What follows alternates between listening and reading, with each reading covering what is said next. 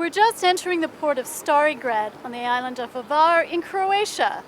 It's the start of the International Sailors Rendezvous, and I think we're going to be in for a fun week on this beautiful island in Croatia. I wanted to break away to see the world. I longed for excitement, the romance of travel. So we built a boat. And now we travel the oceans. Join us as we voyage to distant shores.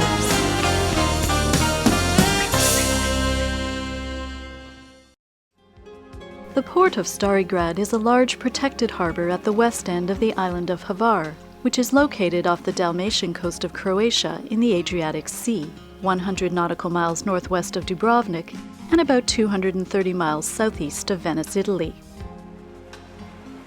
It's the last day of June, and we're amongst 40 international cruising boats sailing in from ports all around the Mediterranean for the first annual Mediterranean Cruisers Rendezvous being held in Stari Grad. Good morning, fellow cruisers. This is Billie Jean aboard Soleil Sans Fin, call sign Charlie Foxtrot Alpha 9675, welcoming everybody to the Croatian Rendezvous.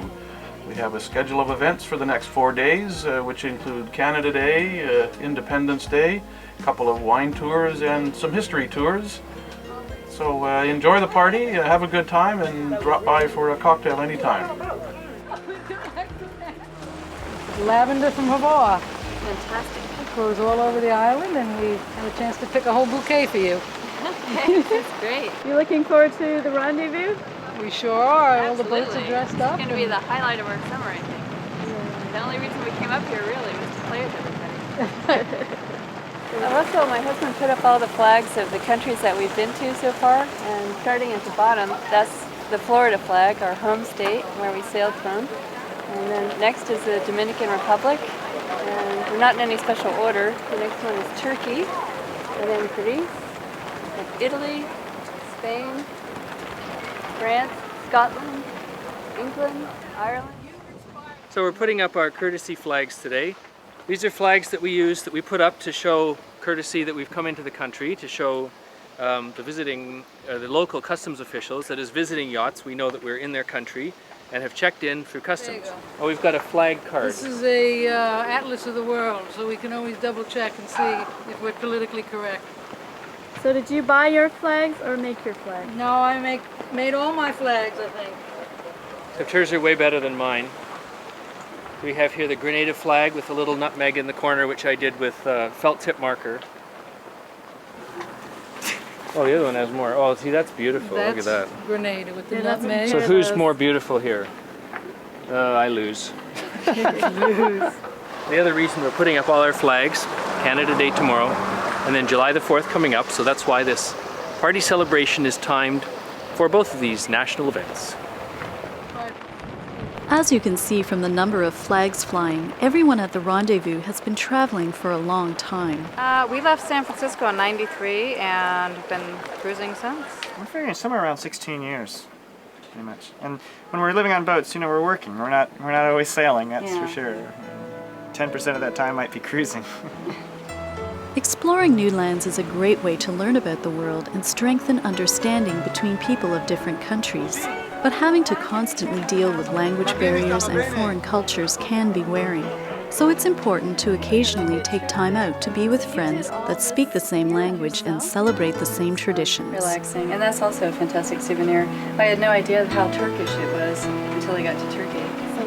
It's cultural differences. It's not maybe that they're not friendly, but like in Greece... We met Jean and Bill, who've coordinated this rendezvous, over a year ago while sailing in Spain's Balearic Islands. Well, what made you decide on Stari Grad? You need an internet cafe, and you need a good grocery store, and you need a protected harbor so that the weather doesn't spoil your party. And this town has all those things, but one of the other things that this has is a harbor master who is very enthusiastic to have this group of people here. And of course, I'm happy. It means something for my harbor, because never happened before that in a few days I have in the harbor met so many American, Canadians, English boats in the same time, you know. And today, don't forget that at the beach party starting at noon, we've gone around to some of the local vineyards the local winemakers here in Starigrad and purchased some wine. July 1st is Canada Day and is a typically laid-back affair, a picnic in the woods. We stand on guard for thee. Oh, Canada, we stand on guard for thee. Woo! Our American and other international friends get into the spirit for our national holiday. I'm wearing the Canadian Time in honor of the beautiful Blue Nose schooner, the most famous schooner in the world. Everyone in this group enjoys sampling local wines in the places they visit.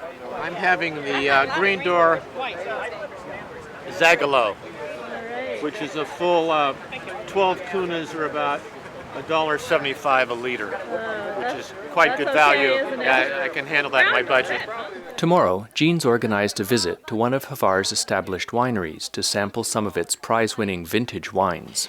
Okay, on Tuesday at 11 we have the Wine and Village tour. The stops include the villages of Jelsa, Verbosker, and if I could ever pronounce it, something to the effect of Savici. The ancient art of producing wine was established in Hvar in the 4th century BC when the island was first colonized by the Greeks. This smooth, deep-flavored wine is specially aged in small French oak barrels called barriques and costs about $15 a bottle, as compared to the locally produced table wines we're getting in town for about $1.75 a liter.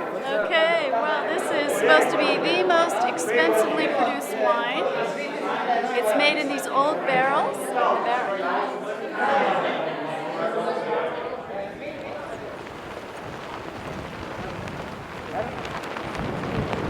Good morning, Mediterranean cruisers. This is Russ and Lynn on. Getting weather information in the Mediterranean is always pretty difficult, and I happen to have some equipment that can download the weather, and so I just helped relay that. There are a lot of other boats that help do that as well. I'm just happen to be doing it, right now.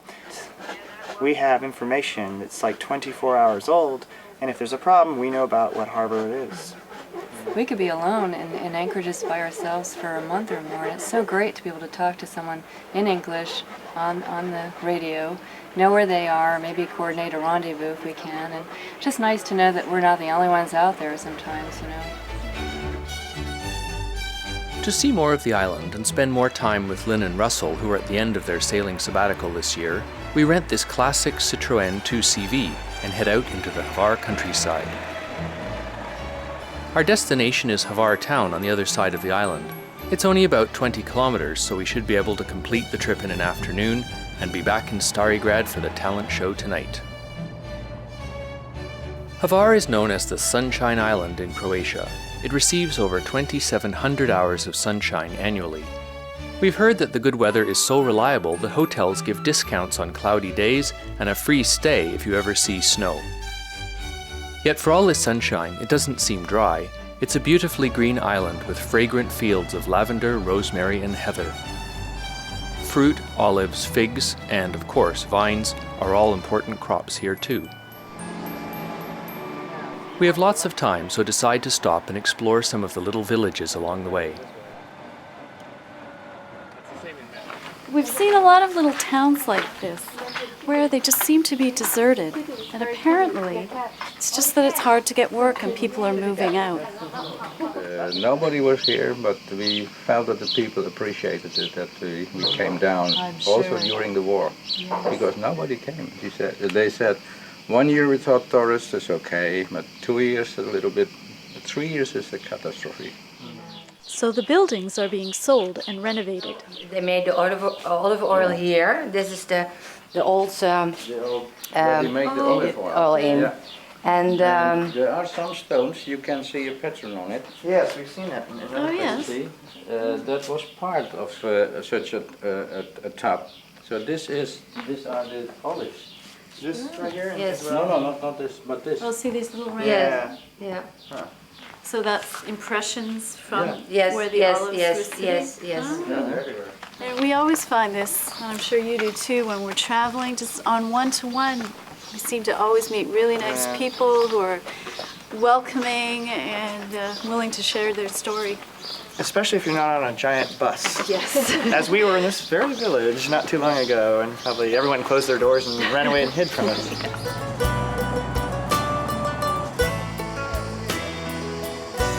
This is the official guy who's going to tell us when it's safe to go into the tunnel. I thought he was selling honey, so I was thinking, we don't need any honey, just go on by. But now we can figure out how to turn on the headlights.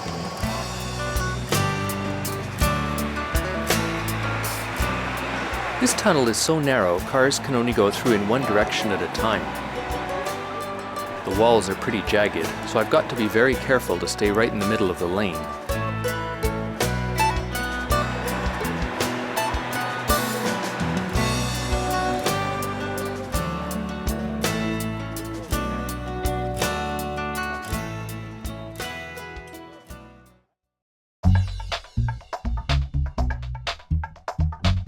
Are you interested in the cruising lifestyle? Are you planning to sail away on a cruising adventure? Or researching cruising areas and destinations? Distant Shores is a television series about the cruising life, with lots of tips for sailors planning to sail away.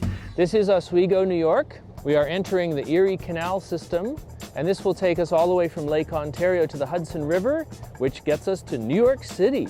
Plus destination information to help you make your cruising plans. Yeah, I can stand on the bottom.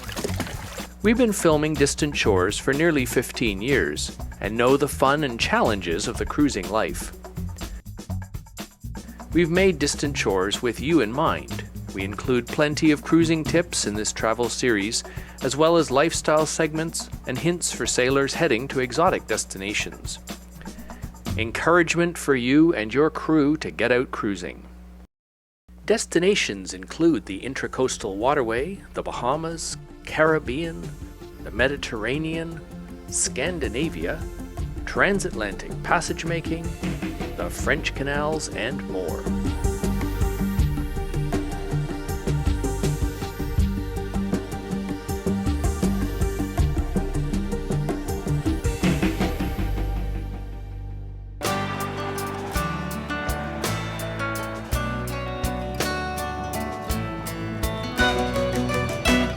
Our town is the main town and port for the island. Although there is an anchorage suitable for sailboats, most of us have avoided it because of the wakes from ferries and visiting cruise ships. But the town is too pretty to miss, and we enjoy exploring the old narrow streets whose architecture reflects former rule by the Greeks, Romans, Slavs, and Venetians. It'd be boring to go home. But when we get back to the car, we have a problem. Well, we're trying to jumpstart the car in reverse, a process I've never seen done. I've only seen it done in forward. You got it, yes! All right. I left the lights on, but you couldn't tell anything, and it killed the battery, so we've jump-started it. It's a noble beast. I was bad to it. That's the beauty of a car with nothing to it, you know? You can just push it and get it to work again.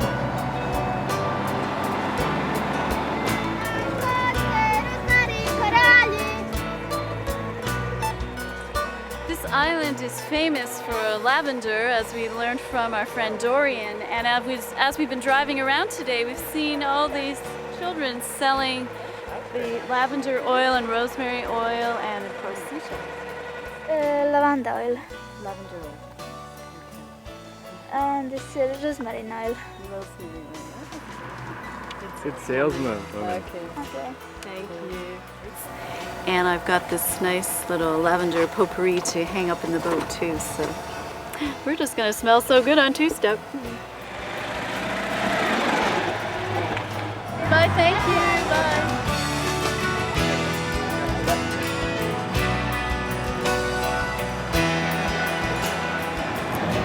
That's gotta be. That's second. That'd be second there, right? Third. It was kind of loose in there, you know, like you could turn and the foam would turn, but the steering wheel would go straight. That's a little scary. Beats the hell out of walking though. But Russell has spoken too soon. Hey, maybe the car's really a lemon. See that? They're drip, drip, drip, drip, drip, drip, drip, drip, drip, drip, drip, drip. It's pouring gasoline out. Oh, the joys of a Did classic. anybody bring a cell phone? Gasoline leaking out of the carburetor. It stopped running.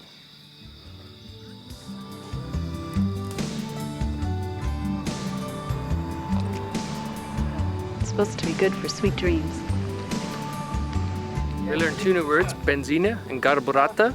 I think that's gasoline and carburetor in Croatian.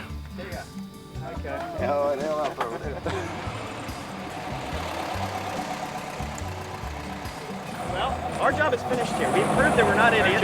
And we had a real breakdown.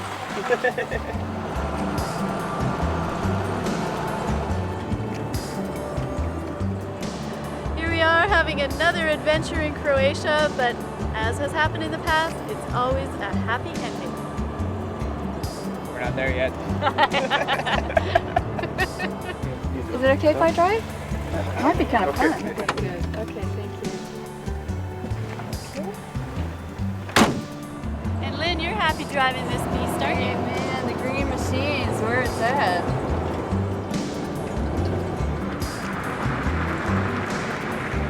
Oh, it's been fantastic. Totally incredible. Really great. And I think this car is totally funkadelic, and I want one of these, Russell. Back in Stari Grad, we have just enough time to change for talent night, and there are some pretty great acts from this cosmopolitan group. I'd like to welcome everyone here to the Poets' Corner of the first annual Stari Grad Rendezvous. This is what you learn him first. Keep. So. Ja. Was das? Aufsteigen? Aufsteigen, ja. It's a shipwrecked parrot. And they rescued him from the ocean, and now he lives with them.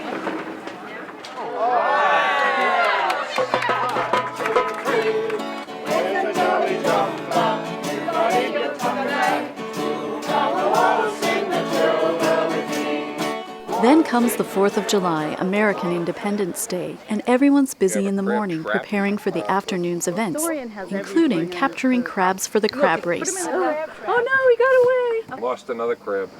So what's Robert doing out there? He's testing his model boat for the beer can race.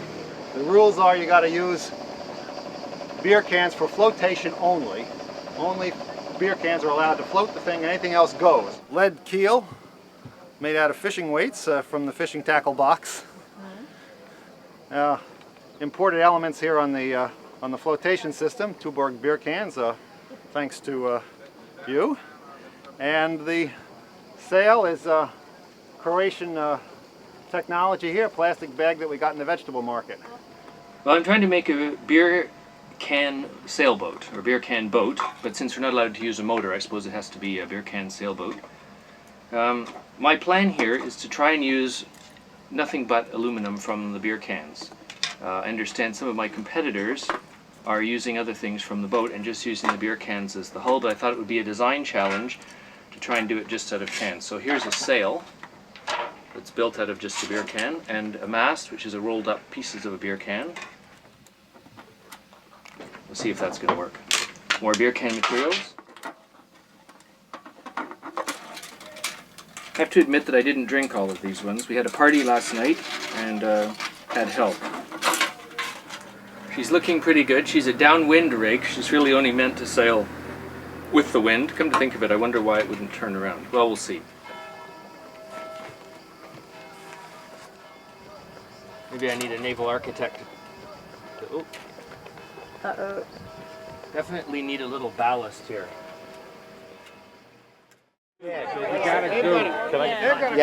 The beach party begins with a traditional tug of war. This is supposed to be a tug of war, the U.S. against the rest of the world, and we're ready. You'll notice the end of the rope is already tied to a tree, so we're in good shape. He's got to go on the world side. Right. Go! 1, 2, 3, pull! 1, 2, 3, pull! Surrounded by the strength of my fellow Canadians, British, Australian, German. Keep your feet on the ground. reckon about the American strategy? It's they keep changing the rules until they win. 5, 4, 3.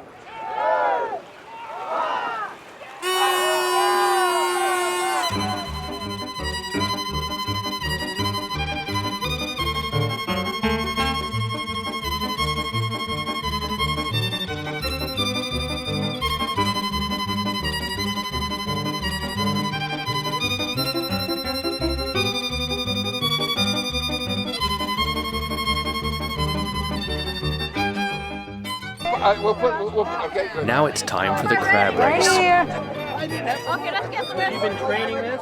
Yes, he's been in training. He's been in the water all day. Mine's in training, and mine's going to win because he knows he is looking good. Look at the glitter on him. Well, that's the California technique. All right, wait a minute. Wait a minute. No, come to mommy. Mommy's got you. Mommy's got you. Another crab, 10 kuna, huh? Not everyone's been successful at trapping crabs for the race, so Sammy, a budding entrepreneur, sees a need and fills it, catching 22 crabs with his brother Jimmy and putting them up for auction. We catch the big ones by tongs and a spoon and a net. The small ones by hand. What are you going to do with all your money? Buy ice cream. And now what we've all been waiting for.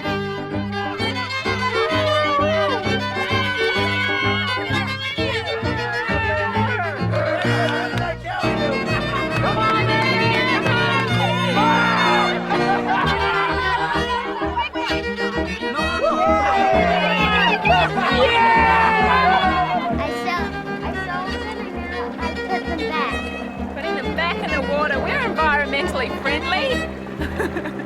Good job. I made a profit out of it.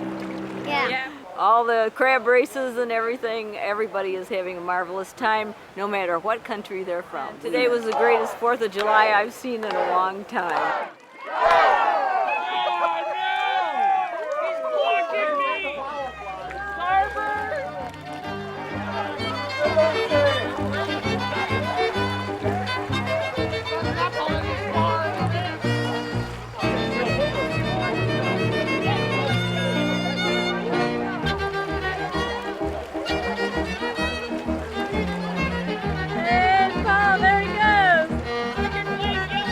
It was pushing another boat, and you should get more points for that.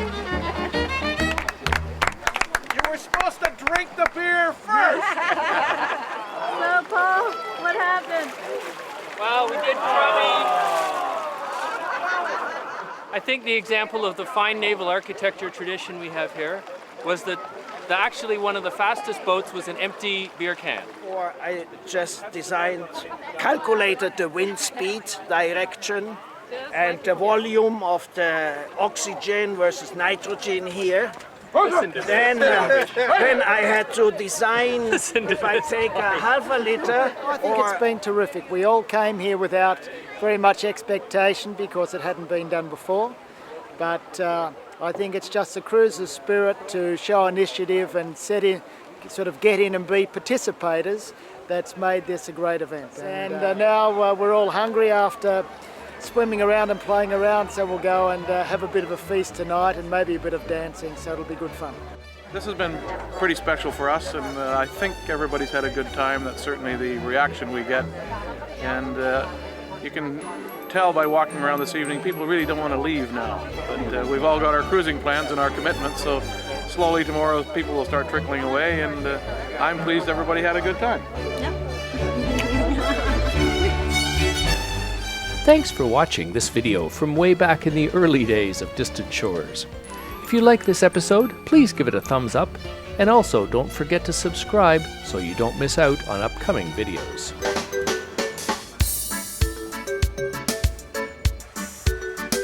The British Virgin Islands have got to be about the best destination we have ever seen for a tropical sailing vacation. For a week or two charter holiday, these compact sailing grounds have it all. Start